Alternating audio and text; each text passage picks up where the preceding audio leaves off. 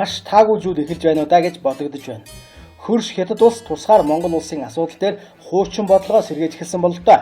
Далай ламын аашлалтай холбогдуулан уулзалт азуулсан түүгээрч үйл борон Хятадын гадаад харилцааны яамны хэвлийн төлөөлөгч Гэн Шуан мэдээлэл хийж Монгол улсын алдаатай бодлого хоёр улсын харилцаанд сэв суулгаж хамтын ажиллагааны хөгжил сөргөөр нөлөөллөөгээд цааш нь Хятадын суур бодлогод хүндэтгэлтэй хандаж байхыг шаардаж байна хэмээн дуусгажээ. Мэдээж энэ бол тусгаар улсын дотоод хэрэгт оролцож буй явдал мөн.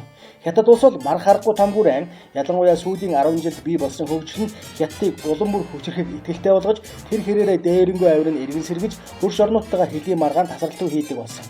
Хятад газар нутаг дутаагүй энэ нь зүгээр л хөрштөө бяра танилж байгаа явдал гэж хэлж болно. Түүнээс гадна өнгөрсөн түүхийн хугацаанд Орос Хятад хоёрын харилцаа сайжрах тусам Монгол ашиггүй хохиролтой байсаар ирснийг түүхчид баталдаг. Одоо бол Хятад Оросын харилцаа түүхэндээ байгаагаар сайжирсан цэргийн эвсэл байгуулах тал дээр яриа хэлцэл явагдаж ирсэн. Үүнээс болж Хятад улс улам бүр дэлхийд тамарч одоо бүр Америкийн нэгдсэн улсад хүртэл тулгын шаардалт явуулж эхэлж байна.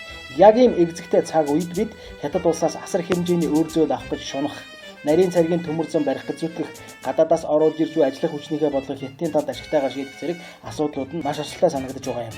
Хятадын одоогийн удирдагч Си Цзиньпин бол нугаршгүй хатуу бодолтой хүн гэдгийг үндэсний бахархал болсон гар цайлах уламжлал буюу авилга хийх хуулийг асар хүчтэйгээр зогсоож чадаж байгаагаар нь харагдана. Хятад хүний тэр сuma том албан тушаалын ямар ч хүний хэлсэн үг, хийсэн үйлдэл бүхэн дал дутагтай байх бөгөөд хэдэн жилийн өмнө Монгол төрийн ордны хоймор залран сууж энэ бол миний төрсөн нутаг Монголын сайхан орон гэж уншиж байсныг тохиолдлын хэрэг гэж бодож боломгүй.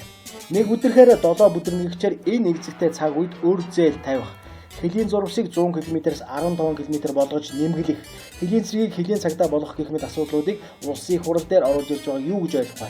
Монгол улсын дарга нараа энэ тал дээр та бүхэн маш нарийн ухаанаар хандахгүй бол нэг л биш санагдахгүй байна гэж юу? Их гэрний үйлчлэн сэргийлж Хятад лууны өмнө нэгдсэн үндэсний байгуулагч гэсэн нэг проблем санагдахгүй л болов уу?